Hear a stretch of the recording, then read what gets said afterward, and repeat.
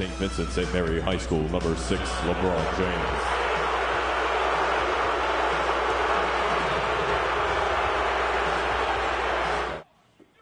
Webb, Kevin said he's never seen that before. You've logged a lot of ball in your day. Have you ever seen that before? No, I haven't. I've seen a lot of antics, you know, going out, looking at the crowd, doing some things I didn't. And it seems that the team was prepared because nobody in that huddle was surprised with that. I was a little bit surprised, but I wasn't surprised the way he came out and started killing his team with his offensive play early in the game. Ryan Hollins going up here for the dunk. He was fouled.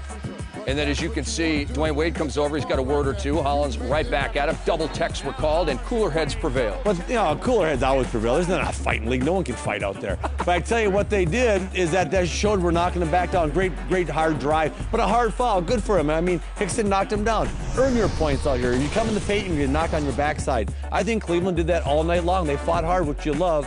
And, you know, again, this is the Godey with a little turnaround jump shot. You know things were going well there, but Godey was part of a 32-6 bench outscoring Miami, Chris, where the Cleveland bench outscored Miami's bench 32-6. The bench for Cleveland was definitely the MVP tonight.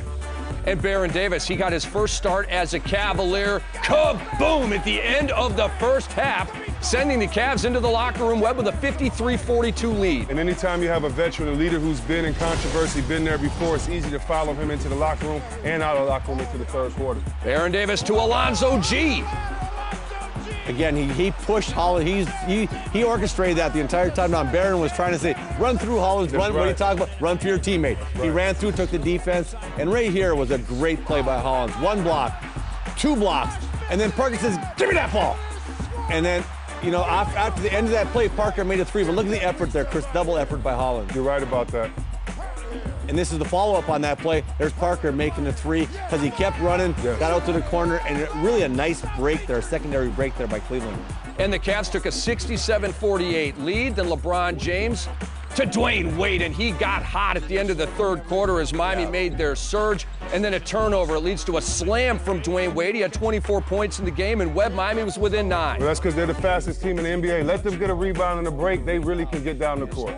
And then it got funky, weird. Yeah, a funky I've call. I've never seen this in the NBA before. Anytime that there's shot clock taken off, you're supposed to restart the play. We all know that this is after the shot. Therefore, none of us are smart enough to assume to the milliseconds of what time is should not have counted at all. They gave LeBron the 3. It would have been an 8-point lead going into the fourth for Cleveland. It was a 5-point lead, and Bibby on fire from 3 all night. 7 of 11 from downtown, 23 points. That 3 tied the game at 83. But then the Cavs had an answer. And Kevin, they had answers all night. It's the funk in the dunk, according to Ricky Pipes. And a great block shot by Hollins. They ran out, and again, really a timely 3 right there. Yes. That one was the dagger. That one put it away. Right then, Cleveland knew they were going to win this game.